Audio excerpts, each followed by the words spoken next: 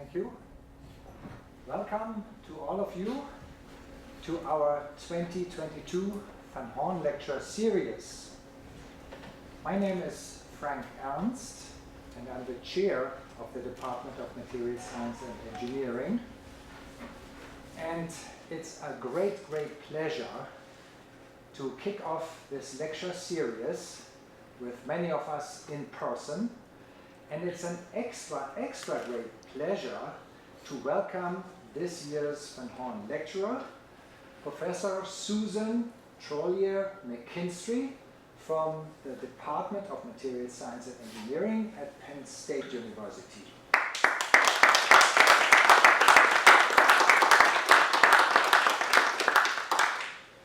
I will now say a few words about the history of this lecture series, so you can understand why it is named this way, etc. And then my colleague Professor Elb will introduce Professor Trolier-McKinstry and the first lecture. So this is the Van Horn lecture series, and the name Van Horn is very familiar around here.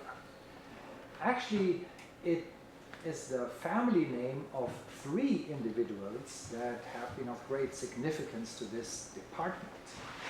At the beginning, there is, or was, Frank Van Horn, who was a professor in geology and mineralogy around 1900. And he is to be considered as the founding father of what now became our Department of Material Science and Engineering. Because of his interest in minerals, he traveled across the globe and assembled a major collection of rocks, part of which is exhibited at the Cleveland Museum of Arts. And he also was a great sportsman, and that's why we have the Van Horn field in front of the Wiel Center. Further, in this department, we also have a Van Horn library where you can see Frank Van Horn in form of an oil painting. Frank Van Horn and his wife made a donation that started this tradition to invite scholars to deliver lectures. And they also had a son, Kent Van Horn, who became a physical metallurgist, and he actually graduated from Case in 1926. And after his bachelor degree, he went for a PhD, and he actually spent part of his doctoral time in another country that I know very well. It's Germany, and he picked a very nice town there called Heidelberg, and even found some time to learn a little bit of German, which is, I can tell you, not the easiest of all languages. Then, after his doctoral time, he went to industry, eventually became the head of Cleveland's location of Alcoa aluminum company, and later became the senior executive vice president of Alcoa in their Pittsburgh location, which is in a small town called Kensington. And he made a major donation based on which we now have these Van Horn lectures. So there's an endowment that supports these lecture series every year.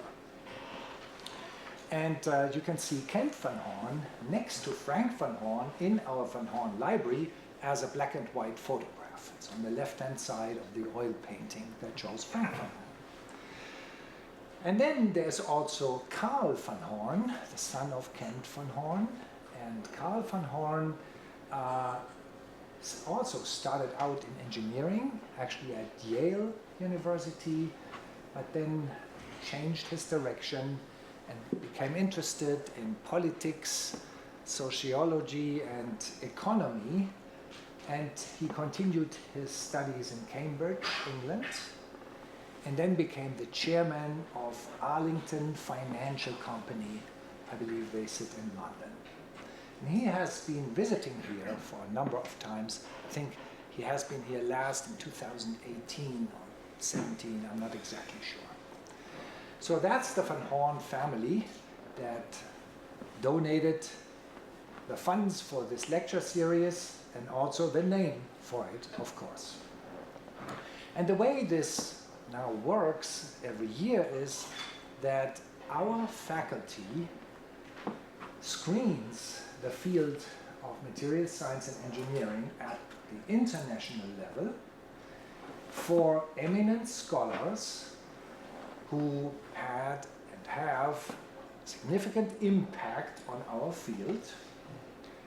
And we then come up with a short list of scholars for whom we believe they can deliver lectures that have the character of a colloquium, meaning lectures for a broader scientific audience, as opposed to a seminar, which is something for specialists. And we also look at that our Van Horn lecturers have the talent to really communicate with students. And then we vote, and out of this vote in 2019 came today's lecturer. And the reason that this is so long ago is that, of course, the pandemic has impacted this procedure significantly. We had to postpone these lectures for 3 times total, and we are therefore ever more so happy that it can finally take place, something we all have been waiting for.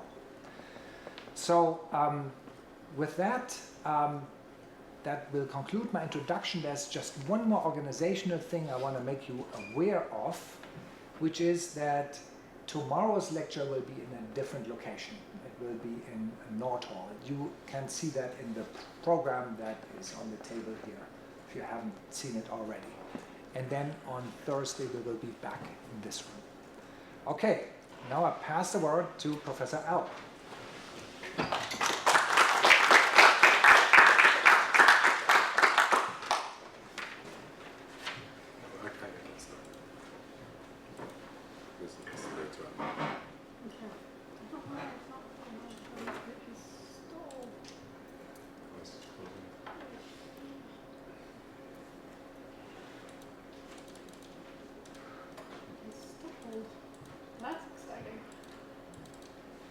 While we're doing that, I can start.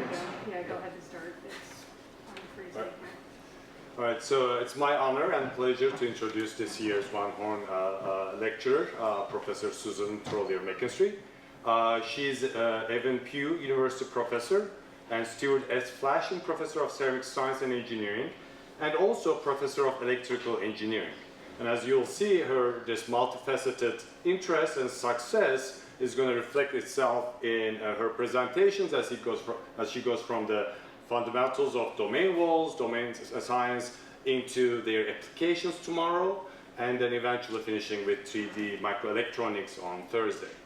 And she's one of the most accomplished material scientists, following the footsteps of other world-renowned names such as Eric Cross and her advisor Bob Newnham, and moving this tradition forward with, I believe, based on Nazanin, nearly 30 different academicians all around the world, from United States to Turkey to China.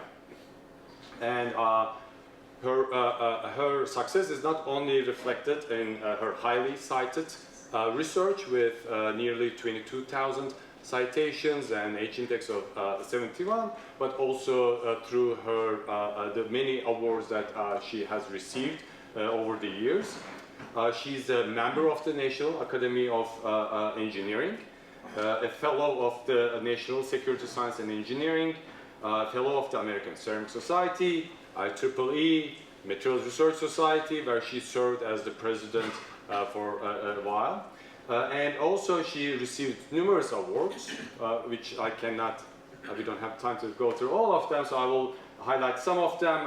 John Jepson Award, which recognizes distinguished scientific, technical, or engineering achievements in ceramics.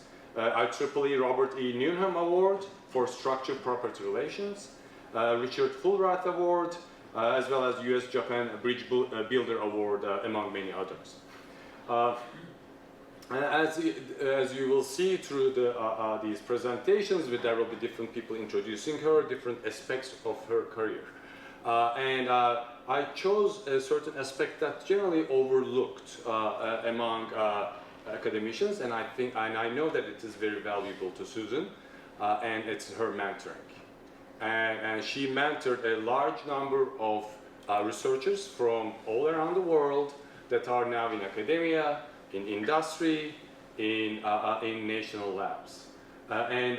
Personally, I met her when I was a graduate student in University of Illinois Urbana-Champaign, and we took her out to a dinner at a Japanese restaurant. I don't know if you'll remember that, but I remember because I was very nervous, right? So, but it took only maybe 5 seconds, that nervousness, because the next thing we know, we were having a genuine discussion on piezoelectrics.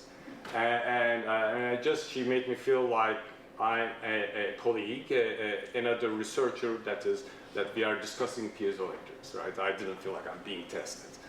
And that kind of approach, that feeling that I think lots of students felt that way, and we can see that in conferences everywhere. Of course, nothing can, I think, reflect this, as well as her own students' words. So I collected some comments from her students, is it? It's on the timer. So, and of course, up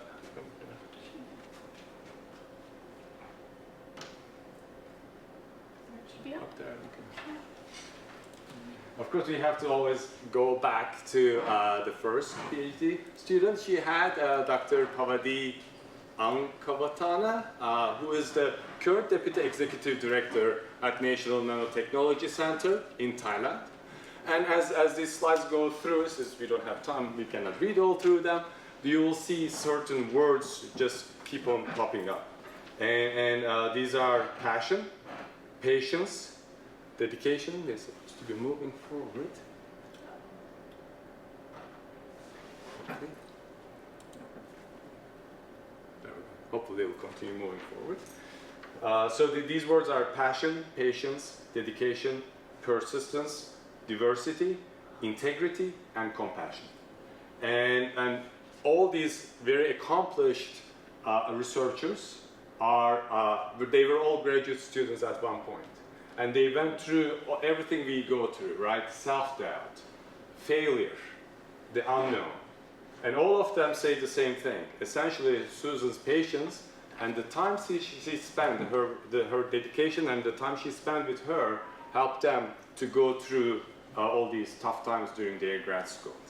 And it didn't only make them better students, it made them better mentors themselves now. And moving the tradition forward, going from Bob Newnham to Susan, now to many others. So Susan has been inspiring us with her dedication, passion, and brilliant science over the decades, and it is my true honor to have her as the Van Horn Lecturer this year.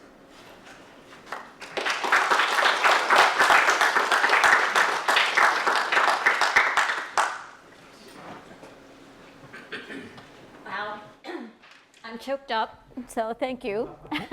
That was beautiful. It is certainly my honor to be the Van Horn Lecturer this year. It's certainly been some time coming, so thank you very much for your patience and waiting for all of this. And I also wanted to say that I wanted to dedicate this particular lecture to Professor Arthur Hoyer, who last night was able to come for just a brief bit to the dinner. I'm very sorry that he won't be able to be here today, but this is for Art.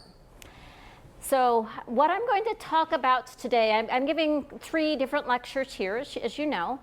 The first one is going to be the most fundamental, and then I'm going to talk through applications and materials. But I thought I'd start out talking about, oops, there we go.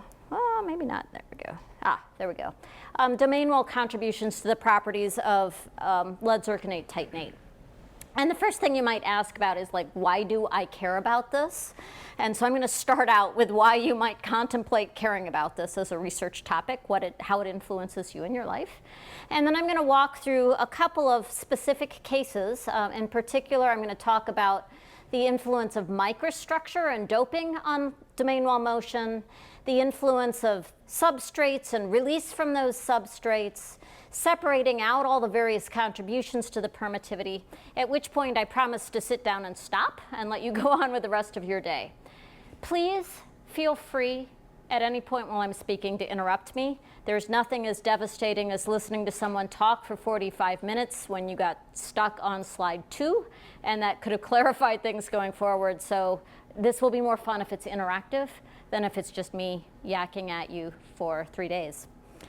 So why might you contemplate caring about this? Have you ever opened up your computer? Intentionally or unintentionally? Have you ever opened up your computer, dropped your cell phone? What's in the guts of your cell phone or your computer? For the most part, there's a handful of integrated circuits, and there are usually hundreds of little gray and brown specks, which are the multi-layer ceramic capacitors. And annual production of multi-layer capacitors, I think we're going to do it this way, is somewhere on the order of 10 to the 12 per year, about 4 times 10 to the 12 per year. The modern smartphone uses about 1,000 capacitors. A modern electric vehicle, about 10,000. Okay, so these influence every single circuit that we use. It's also the main failure point for the vast majority of circuits. Most circuit failure, about 20% of all circuit failures are caused by capacitors, which makes me sad, but it's the truth. And all of those materials rely for a huge fraction of what you use as the capacitance on the motion of domain walls. So it matters for every single electronic device we make. A second place it matters is in piezoelectric applications, and I show here a fuel injector or a medical ultrasound system. And if you think about how medical ultrasound operates, the piezoelectric materials, many of them, will rely for about 75% of the measured piezoelectric response on the motion of domain walls. And so if we're going to use these materials, if we're going to optimize them for these applications, we might contemplate understanding how the domain walls move. And so to think about that, I animated for you here very simply and with some exaggeration on the lattice parameters to make it clear the perovskite crystal structure. So the atoms on the corners of the unit cells are our big lead or sometimes barium atoms. The atoms which are shown as blue are oxygen, and the atom that's shown as red is the titanium or zirconium.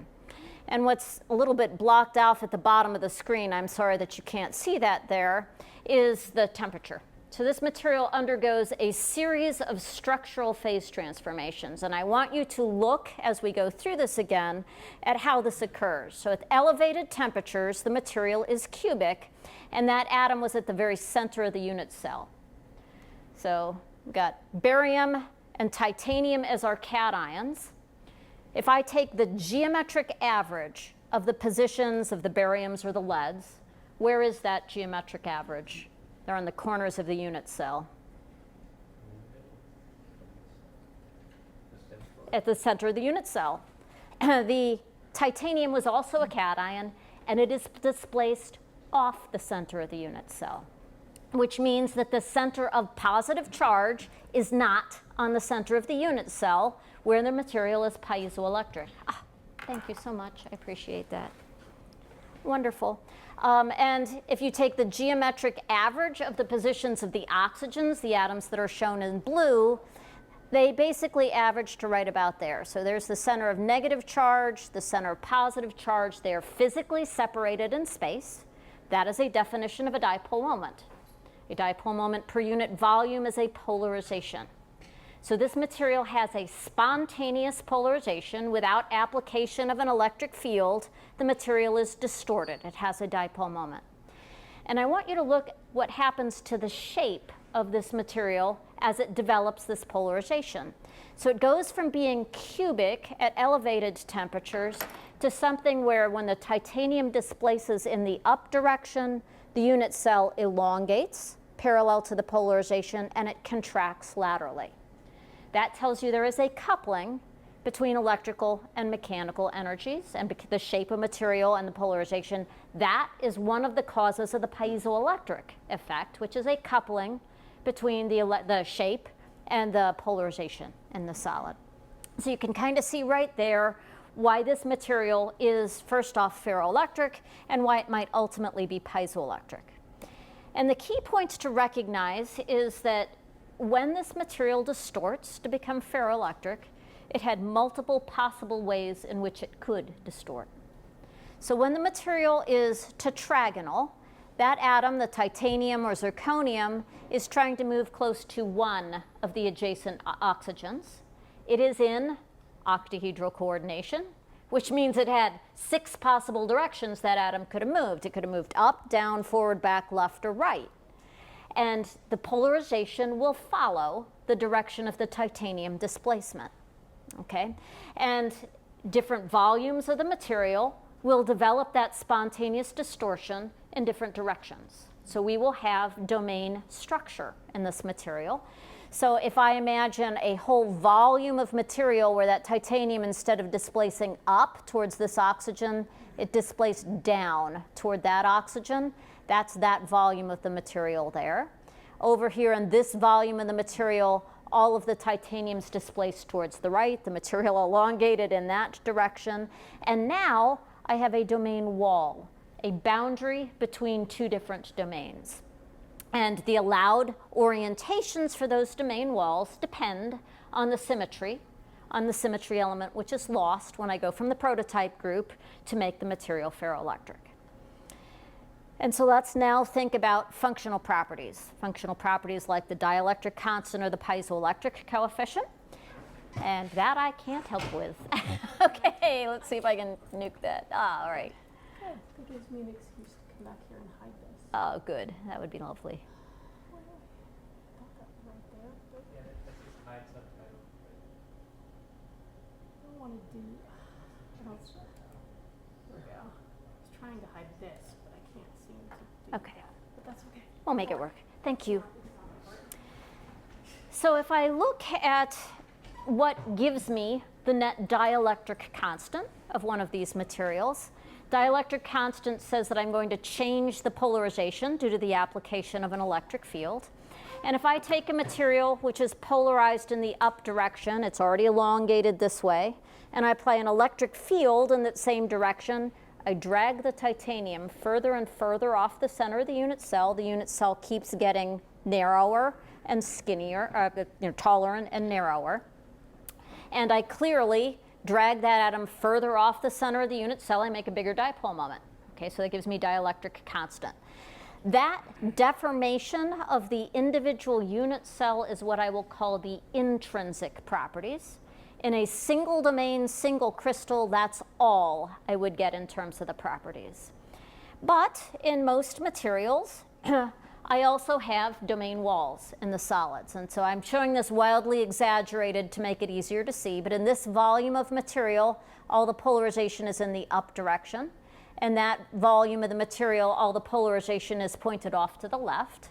And the green line is the domain wall between them. And you can see that as I move that domain wall, I change the polarization. So that will give me another contribution to the dielectric constant. And I change the shape. That gives me a contribution to the piezoelectric coefficient. So that motion of domain walls turns out to be very important in terms of the functional properties. But I have lied in showing that to you as a smoothly moving boundary, which is a beautiful planar interface in a perfect material. The reality is all materials are defective. And now I have to move this planar interface through a defective solid. And the net result, and I'm sorry this is cut off at the bottom, is if you plot potential energy as a function of position, It's going to have some random potential well. That will be associated with local electric fields or local strains in the solid. But the net result is that when I apply an electric field and I take my domain wall, if I have a really deep potential well, I can excite the wall, take the electric field off, and the wall's going to go back to the original deep position deep in that potential well. That is what I will call reversible domain wall motion. If, however, the potential barriers are kind of small, then with a big enough excitation field, I can drag a domain wall from one well to another. I can move it in position, and that will produce the irreversible contribution to the dielectric or piezoelectric response. And we use this all the time when we engineer materials for piezoelectric applications. So lead zirconate titanate is the most common piezoelectric ceramic. And the materials which are called hard lead zirconate titanates, it's hard to move the domain walls, with the net result that I don't end up with that so much of that domain wall contribution to the net dielectric piezoelectric coefficient. So the wall mobility is low. I get pretty modest piezoelectric coefficients. The mechanical quality factor is higher. That is, once I start it to resonate, it'll continue resonating reasonably well. And I'll have kind of modest values for the, slightly higher values for the corrosivity.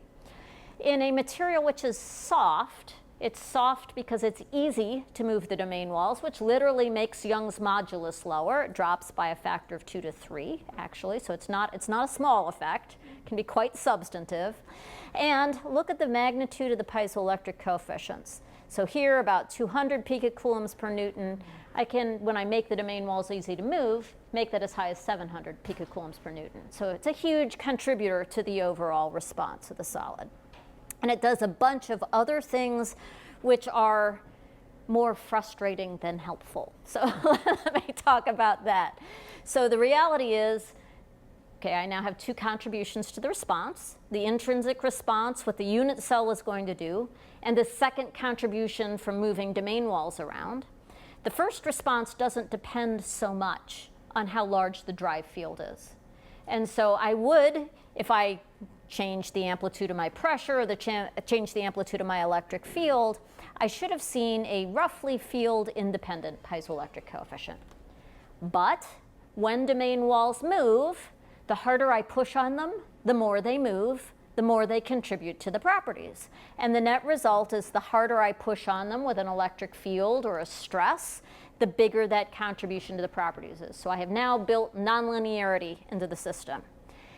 And because the nonlinearity is associated with moving domain walls in imperfect solids where they are stuck on pinning sites, I am going to end up with hysteresis associated with that. So there will be an energy loss component to the motion of these domain walls.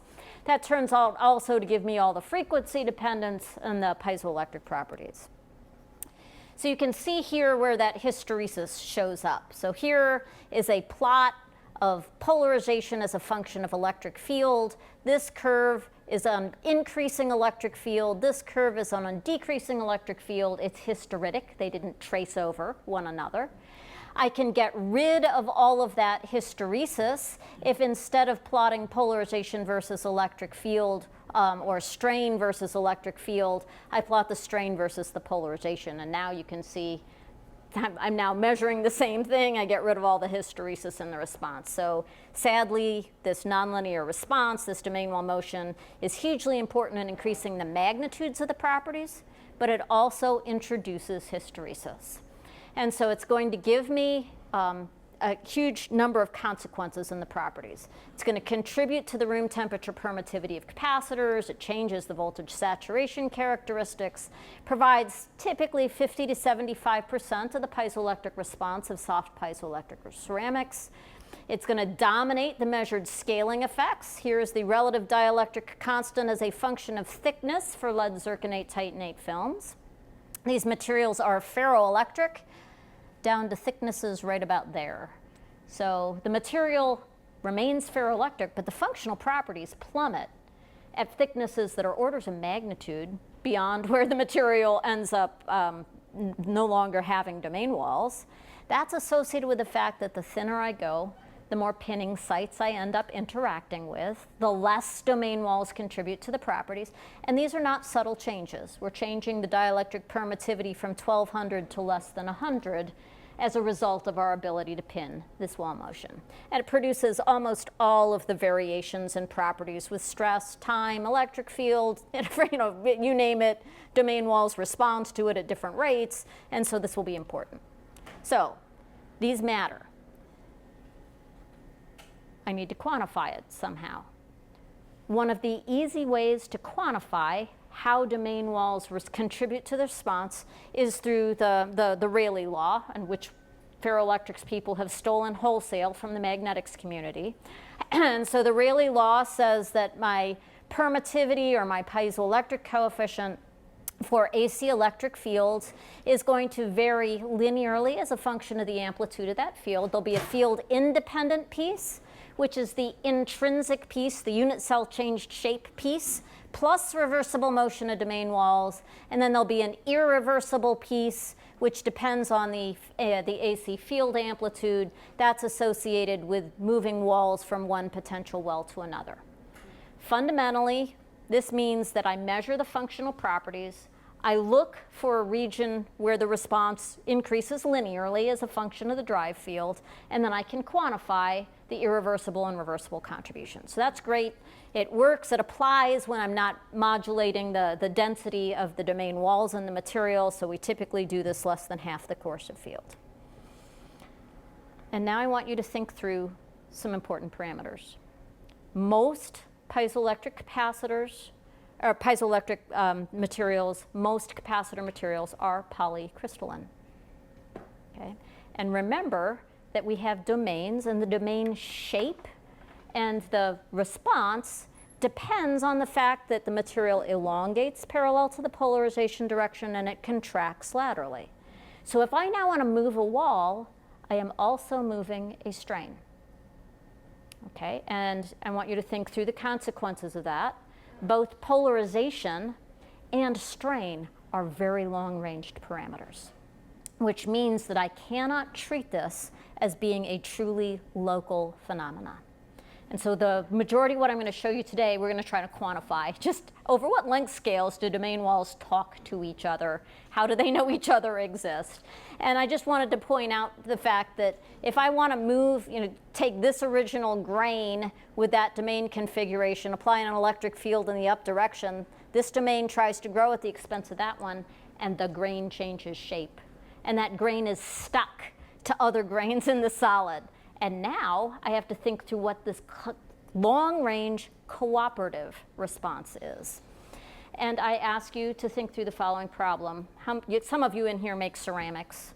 What would be a typical grain size for a ceramic, for piezoelectric ceramic? Okay, Alp. Anywhere from a couple microns up to 3 microns. Yeah, 5, 10 microns. Okay, so reasonably long range. And the key points to recognize is that the domain walls are speaking to each other on that same length scale, which means now I need to think through how are domain walls going to couple to each other, and how will they couple to everything else in the lattice.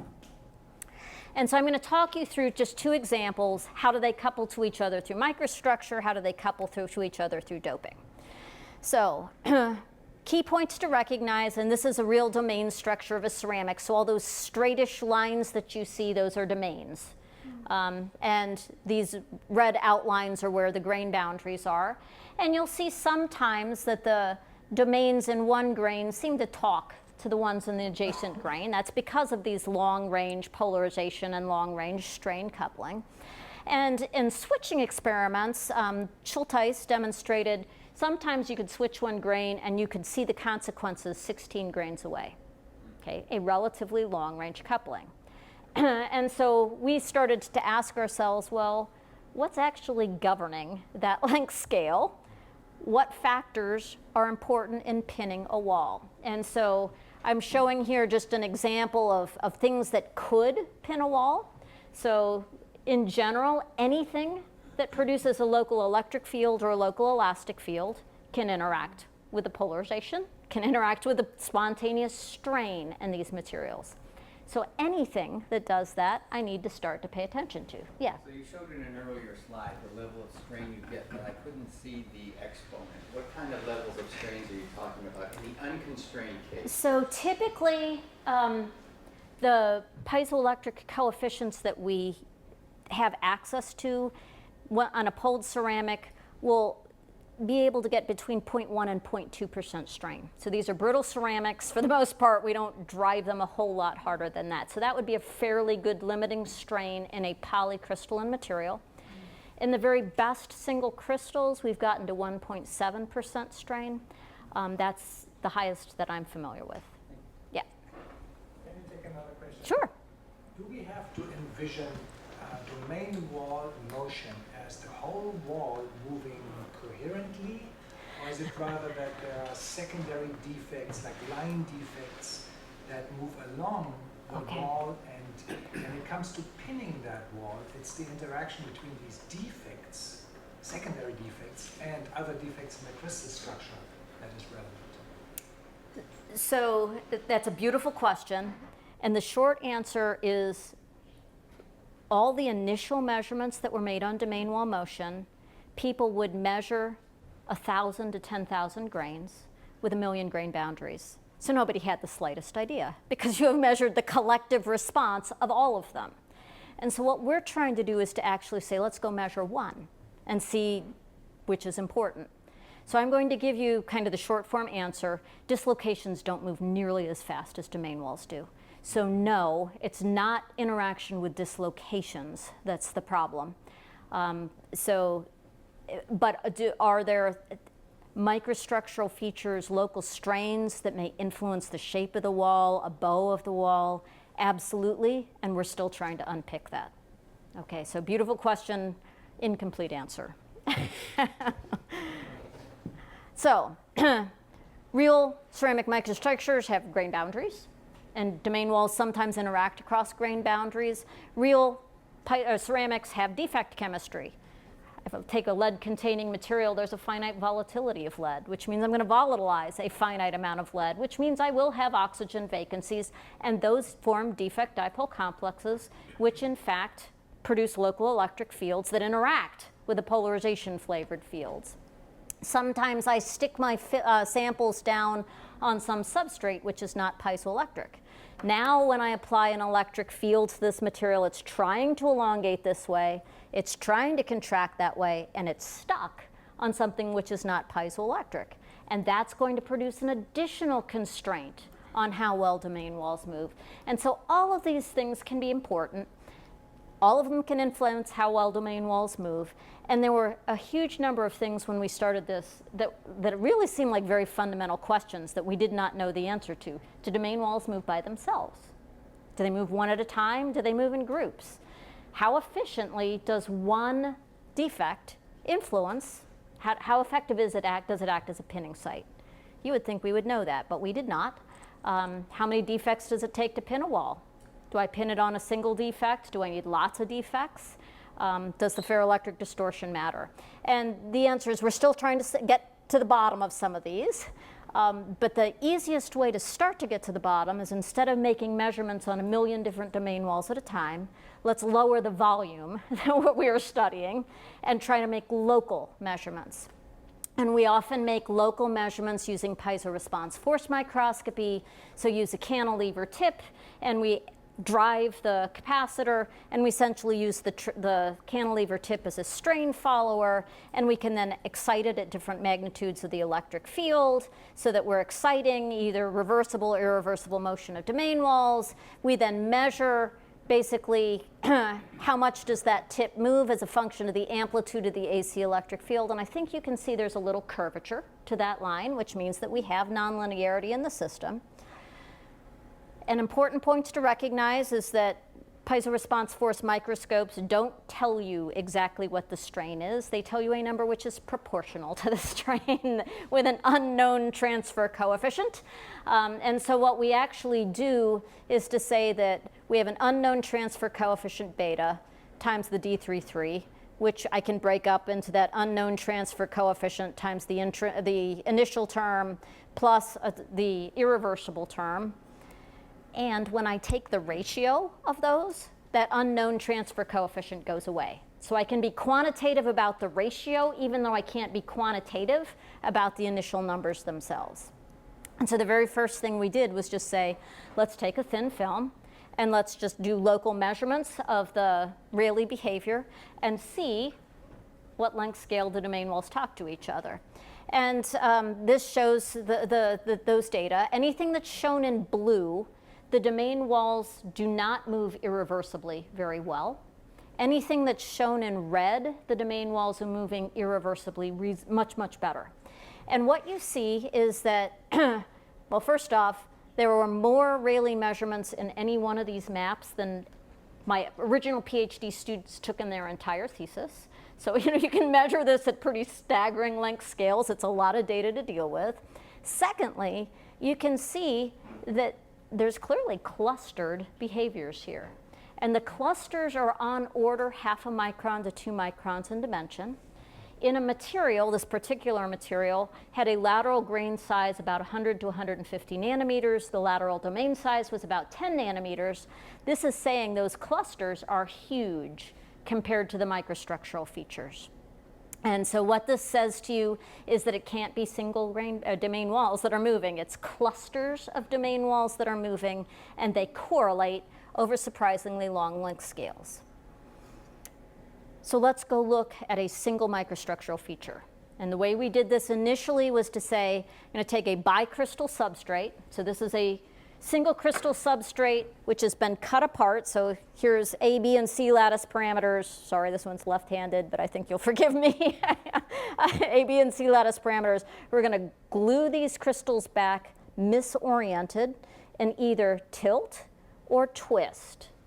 And we're going to form a single grain boundary whose angles we know.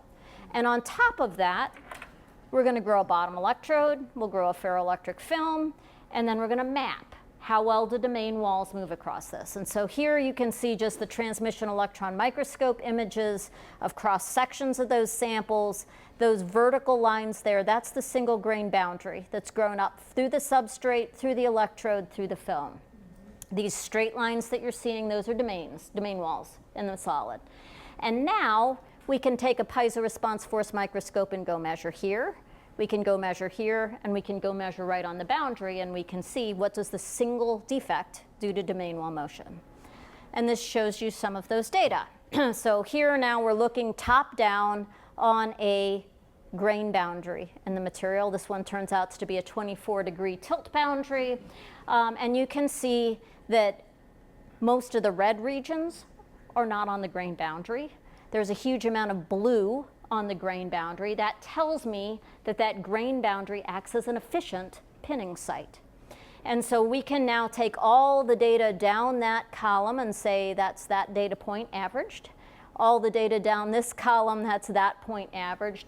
And we can now map out what is the irreversible to reversible Rayleigh ratio as a function of position. And you can see here that here are a couple of different films. They were both, in this case, tetragonal lead zirconate titanate. And you can see we get pretty efficient pinning at a 24-degree boundary. If we change the composition, and this one turned out in synchrotron to be just on the touch on the rhombohedral side, and we make the grain boundary a little smaller, so now it's only a 10-degree mistake instead of a 24-degree mistake. The first thing you see is that instead of oh, you can't see this, that's tragic. Sigh. This lateral distance here from that point to that point is about 720 nanometers. Okay, stop and think about that for a moment. Excuse me, can you go to the preferences and make that Tried that. Okay. It doesn't show up as an. You need the preferences of the Zoom. Can we just, what if you just click on that? You have to press a key on the keyboard if you're viewing the screen, like Alt or It something. doesn't show. It's not a crisis, no worries. Dr. Cotter, I think Yeah. if you press a key on a keyboard like Alt or something, it hides that when you're in full screen mode. It does. Which key Like should the I Alt kick? key, ALT. The alt. Yeah, if you're viewing someone's screen. Beautiful. Ah, good choice. Thank you. Thank you. Okay, yay. Now, of course, I don't know how to get rid of the ones on the top, but that's it. That's okay. You can, oh no, and it's come back. Oh well. Well, temporarily, what you could see was that that width of influence was about 700 nanometers. And I want you to think about that for a minute. What did we say was a typical grain size for a piezoelectric ceramic? 5 to 10 microns. And here we're now saying around every single grain boundary in that ceramic, we're pinning domain walls that in a length scale that's not quite a micron here, but it's not all that far away either. That's a profound influence on how domain walls move in real materials. And so we looked at things like, well, does the magnitude of the misorientation matter? And what we found is that for a 10-degree boundary, you actually see a lot of red around that boundary. That particular grain boundary is acting as a region where it's easy to nucleate and move domain walls rather than pin walls. Make the boundary a little bit bigger. Here it's a 15-degree misorientation. Now you're starting to see some blue towards the bottom. Go to a 24-degree boundary. Now we're seeing a lot of pinning at that grain boundary. Go ahead.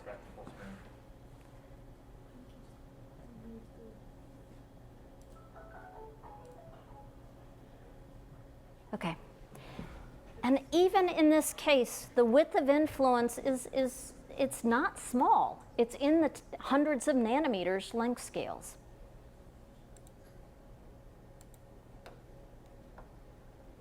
Thank you so much. And so now we can make kind of the simple, stupid material scientist flavored model. Thank you.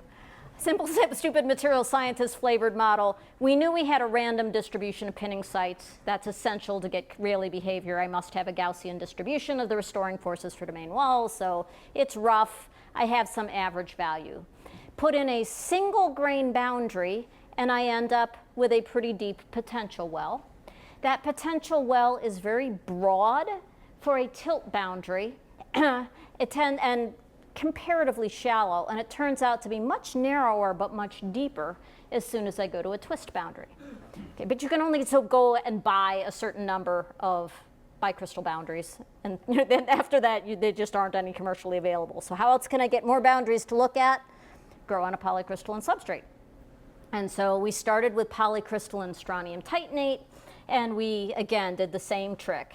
Grow a bottom electrode, grow the ferroelectric on top, do an orientation imaging microscope so I knew what the orientation of every single grain in this was, map it out, put little crosshairs on it so now I can orient it once I bury it underneath the bottom electrode.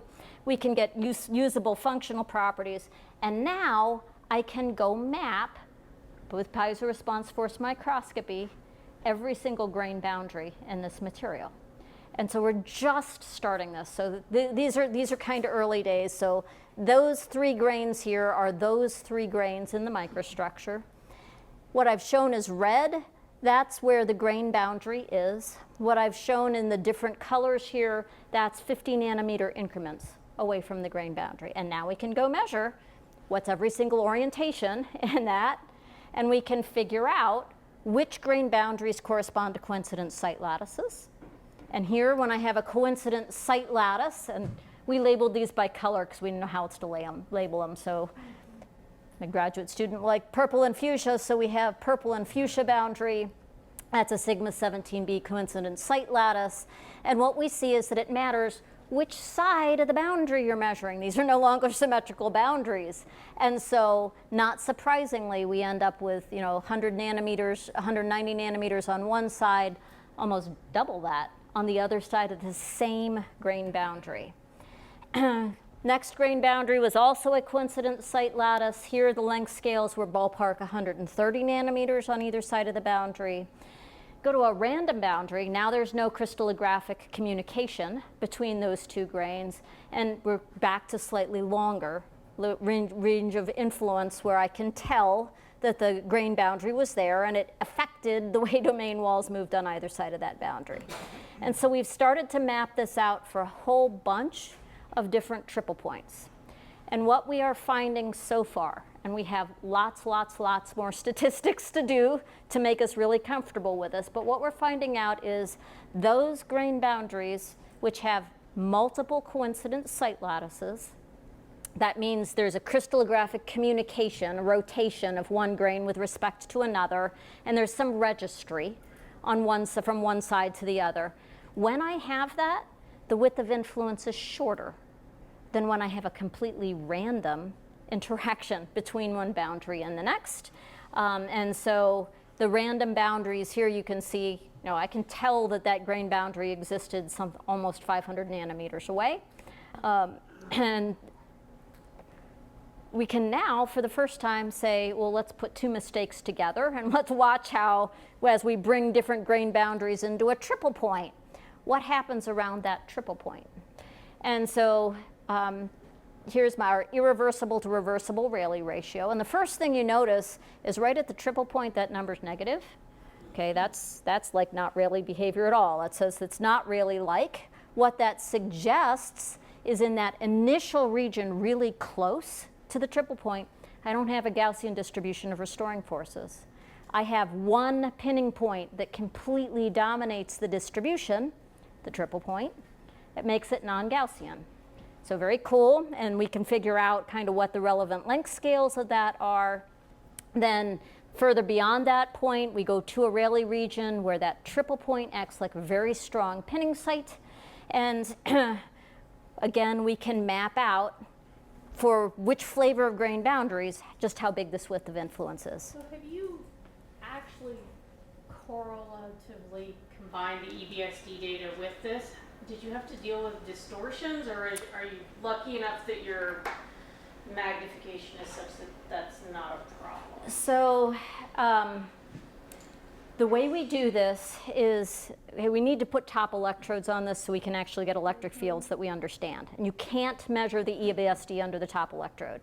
So we do all the photolithographic patterning and leave a hole where the electrode will eventually be. We do then EBSD map every single grain in that particular hole, and we put little fiducial markers on it. Then we put top electrode on it, and we use those fiducial markers to say, now I shouldn't be able to say where I am when I put this in a piezo response force microscope. The PFM data is more local than the EBSD data is. For the very first sets of data, we did not have to do a distortion correction. I think because the measurements were adequately local. I will say that my master's student, God bless him, did all of this processing in Excel. And we need serious data science at this point to actually handle the volume of data that's required. We won't do that in Excel, and we will be checking subsequently whether we have a little distortion from the EBSDs that we need to run a magnification algorithm on one of the axes. And with your EBSD, are you calibrating that your tilt is, how are you calibrating that your tilt is really 70 degrees so your orientation information is, how accurate do you need How accurately do we know these? Because under normal circumstances, they say, plus Plus or minus a couple degrees. Is that? Yeah, exactly. We've got that plus or minus a couple degrees. Okay. Yes, and can't do any better than that. So this actually shows you what the data looks like. It says the direction that's most closely aligned relative to. But this is the piezo force microscopy. No. That is the EBSD. So these are the EBSD data. This is the PFM data overlaid on that the EBSD data.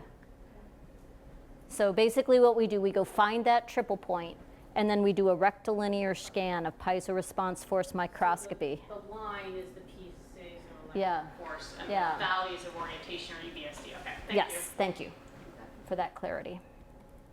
And so we're now mapping out how does every single microstructural feature influence how domain walls move. At this point, we need some modelers, because we now have the first quantitative data on the length scales over which domain walls interact in solids. And we have the first quantitative data that says this is how effectively it pins a domain wall. But if you want to actually put that into code to calculate the piezoelectric responses of piezoelectric ceramic, you're really going to need a lot more than, kind of the by hand averages. And so anyone who would like to volunteer, I would like to speak to you about that. Okay. All right. So domain walls move. They move in correlated clusters. I told you at the beginning I could change how mobile things were if I changed the doping. I could make it hard or soft. So kind of the next big question is, well, when I make it hard or soft, do I change the length scale of those clusters? And so we made films by chemical solution deposition. We ran through exactly the same approach. And here are the clustered response data for the manganese-doped films. And you can see that the reversible and the irreversible coefficients are clustered, so I end up with maps that also show clustering. And the length scale of that clustering is a very weak function of the doping. And so here's a niobium-doped film, here's a manganese-doped film. Niobium-doped films, the domain walls move irreversibly a lot better. So if I look at the alpha over D33, it's bigger than for the manganese-doped film. But when we go through and analyze the data by a k-means approach, binarize it, then blob it, so we can figure out kind of how big are these correlated cluster sizes, and then overlay the data, here is the cluster size over which domain walls are moving irreversibly in a correlated fashion. Here's the number of those clusters. Here's the data for the niobium-doped and manganese-doped films. And those two sets of data within our experimental error overlay. So that says whatever we're doing to lower the domain wall motion in a manganese-doped film when we accept or dope it, it's not changing the correlation length with which domain walls communicate with each other. It must be happening on a more local scale. And that was the first time I knew that either. So that was kind of cool. And we are just about running out of time. So I'm going to show you, I guess, one more tiny thing, and then I promise to stop. The last thing I'm going to show you, let's get rid of the substrate. So does the substrate change the length scale over which domain walls move in a correlated fashion? And it might. It might for a couple of reasons. Real films on real substrates have real stresses, okay? And so if I get rid of those stresses, will that help? Also, I know when I process these films, I make them at high temperatures. When they're cubic, there is no domain structure, and now I cool them down, and the influence of these finite stresses. And that means that that interface originally wanted to be flat, and when I made domain structure, now it doesn't want to be flat anymore. Will that change how well domain walls move? And so we've taken films, we've drilled holes in them, we've undercut them with xenon difluoride to get rid of the underlying substrate. The very first ones we did, the student actually didn't make a circle in the mask, so they ended up making a bunch of rotated rectangles, so we had our very own built-in stress concentration points. And now we're going to apply an electric field, a material that has a big piezoelectric coefficient. We can make those samples break every single time. And the good part about that is when we break, we release all the residual tensile stress. The stuff peels up like a pie, and now we can go study how well domain walls move when I do that. And what we find is the following. So here's measurements at an advanced photon source. This is the volume fraction of material where I could reorient the polarization from being in the plane to being out of the plane. For little voltages, when we don't break the diaphragms, you don't see a lot of domain walls moving. Once we break the diaphragms, all of a sudden those domain walls start moving a whole lot better. And in fact, that's the first time we ever got domain walls in a film to move as well as the domain walls move in a bulk ceramic. So that's the first time that's ever been done. That says those residual stresses that we build into the film are a profound influence on how well the domain walls move. So I'm gonna, I apologize, pop through the rest of this. We'd be glad to talk with anyone about it later on, but I won't impose it upon you now. I would like to finish by saying I'm not the person who's responsible for all this work. The people who do the work are my graduate students and postdoctoral scholars. I've had some wonderful faculty collaborators over the years as well. We've worked very closely, you're going to see some data tomorrow, with a group at Smithsonian Astrophysical Observatory, another group at the University of Glasgow, and some colleagues at IIT Bangalore and the US Army Research Laboratory. So couldn't do it without all of that intellectual input adding. So I'm going to stop here and say you might choose to care about domain walls and materials. You might choose to care about them because they're what makes the difference between big and small capacitors.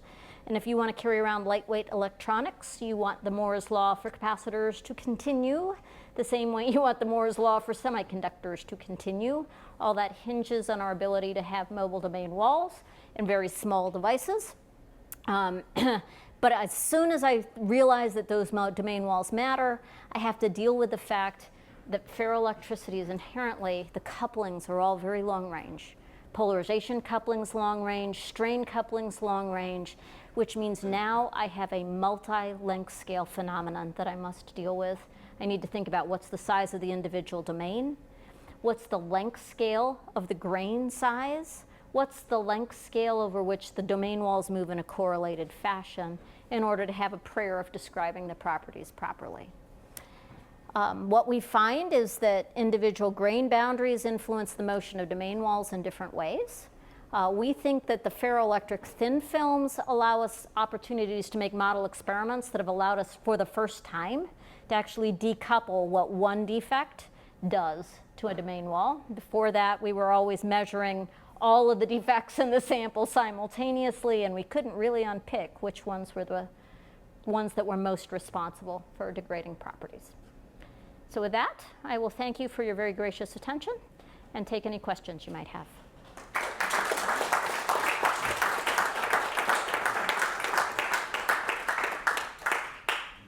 Thank you very much, Sue, for this excellent presentation.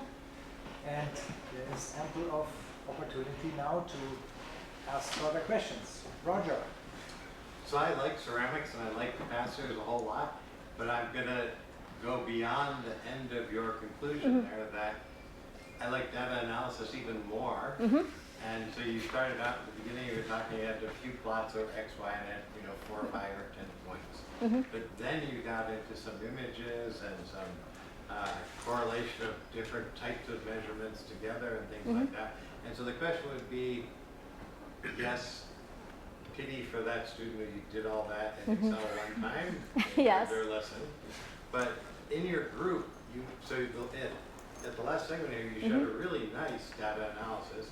And do you then take that code, make a package, put it out in the community so that other piezoelectric researchers could follow in your path? So all the piezo response data and all the codes to analyze all that data are available through Oak Ridge National Lab. So we release all the Jupyter files, we release all the codes. We release, in many cases, the data sets themselves. Yes, and there's no way we can begin to make all the measurements we need to make. There's no way we can interpret all that data ourselves. It's very rich. I'm really hoping other people come after us and pick up things that we've missed. Okay, one of the things that we're learning how to do, and this is learning how to do, and I would say at this point, I am riding the coattails of the people at Oak Ridge who are driving this seriously. So one of those maps of 4 microns by 4 microns of data every 50 nanometers takes 6 hours to acquire. Okay, if I now want to go measure 100 different grain boundaries, that's a painful set of experiments. I'm going to crash and burn my PFM tip many, many times before I'm done with that. So it behooves us to think about not just doing automated data analysis at the end, but automated experiments. Go make the measurement here. And so we've been working with the Oak Ridge group to take small segments of data where we can learn to do feature recognition In our case, we're taking the EBSD data and saying, here's the gold standard. That says where we are in the sample. And what we're trying to learn how to do now is to go say, I want to measure this grain boundary. I want 15 points here. I want 1,000 points here. I want them spaced at this interval, at this. And that's where I think the real richness will happen. That's very early days. Are they, on that note, are they riding the coattails of the people that are doing combinatorial XRD near the phase boundaries and deciding that, oh, because it changed, I should go back and using the, So, or are they doing it a different way, do you know? To the best of my knowledge, they're actually following the transmission electron microscopy community more than the Combi XRD community, but they're taking that approach to very rich data sets and trying to say, now I want a feedback loop that controls where the microscope goes next. Yeah. Yeah. So if I followed the main line of thought here, if you could refine the grain size of these ferroelectrics to, say, smaller than the width of the distance between your peaks, you would greatly reduce domain wall pinning? No, I'd greatly increase it. Increase it? It doesn't, so we don't have the analog of the magnet where things end up, you know, acting like super paramagnets. We don't have super para electricity, which we looked for, but we don't have it. So what you see if you plot, say, relative permittivity as a function of grain size. So here's big grain size. The properties get better and better as things get smaller for a while because I'm refining the domain size, grain size, and there's a squared relationship between grain size and domain size. So the smaller I make my grains, the better things get for a while. In barium titanate at 0.7 microns, that curve rolls over and tanks. And that's because now all of those domain, I may have lots of grain boundaries, lots of domain walls, but the domain walls don't move very well. They're pinning very heavily. And so the properties come down. So in barium titanate, that maximum is well known. In lead zirconate titanate, we're still trying to find it. Okay, is there a maximum? We haven't, the initial data from Nam-Chul Kim and Tom Schrout says if it's there, it's below about 0.3 microns, but we don't know exactly where. Yeah. It was very astute of you because I was thinking magnetics. And Yep. that's what happens with the really tiny magnets. Yeah, it doesn't work in the ferroelectrics as well. Maybe it's time to check the chat I've of the got it Zoom. open. There is nothing in chat. There's nothing in chat. I've got it open. So let me one more time encourage our students to ask questions. While they are still thinking, Professor Alp raised his hand. Yeah, in terms of, so you treat all the grain boundaries as clean grain boundaries, right? So is there any, especially when you go to more belt systems and the way that the domains terminate at those walls and the distribution of the dopants and what ends up in the grain boundaries? Yeah, the answer is there, we don't know. Another really important question.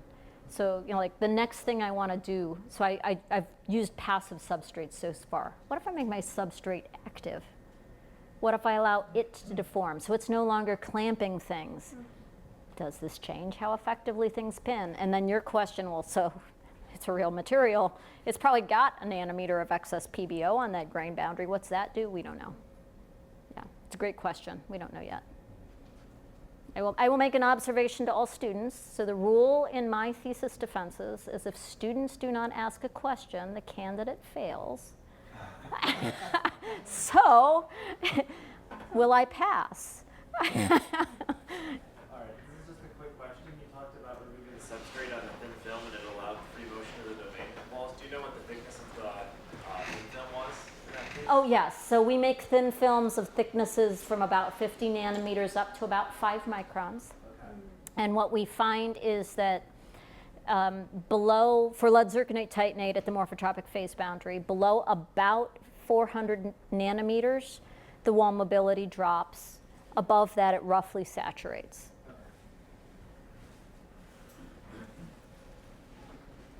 Early in your talk, you commented that the thickness of the film caused the property to drop. And it sort of settles at a number. Sure. I guess what it didn't, is that number commiserate with the intrinsic piezoelectric response, or is it It turns out to be smaller, the harder? clamped intrinsic response. Ah, Okay. okay. Until you pry it off the substrate, and then it becomes the intrinsic piezoelectric response. Okay. But you can use it as a sort of a We can use that as a guide. guide for Yeah. the equation. Okay, thanks. Yeah. Any further questions from students? I Yes, was please. wondering, like, you mentioned about how domain walls communicate with large scales and they move together. Is there like a certain like cluster or like limit to that, like how they move together, or is it just like a So big one? that is a beautiful question. I can't tell you from our data about exactly how they move together.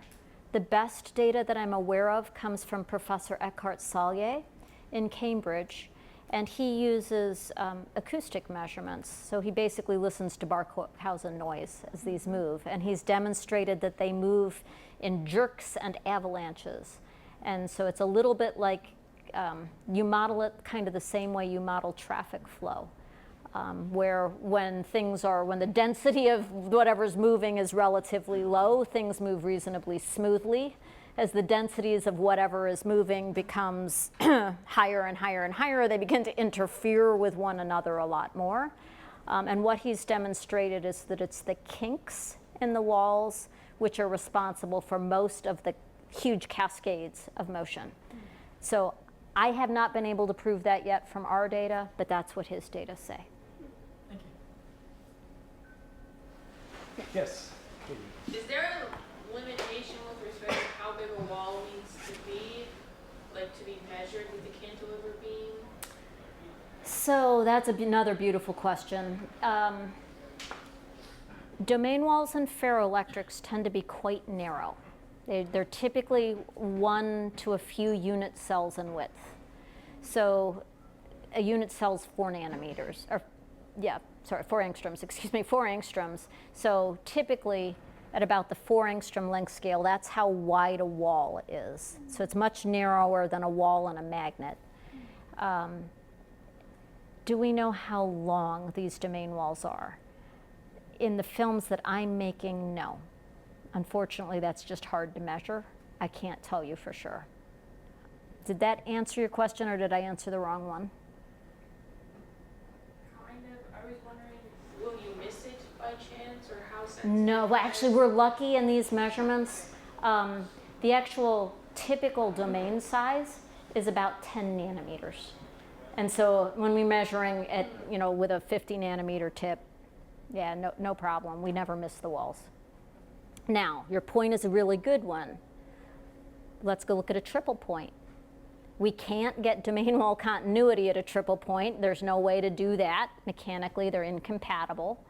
So is the reason we see such enormous non-Rayleigh-like behavior right at that triple point because there are no walls? Maybe. That's actually something that we're actively researching on now. So there, the answer might be, yes, you're right. Okay, far enough away, the answer is probably not. The density's high enough that it's hard to miss them.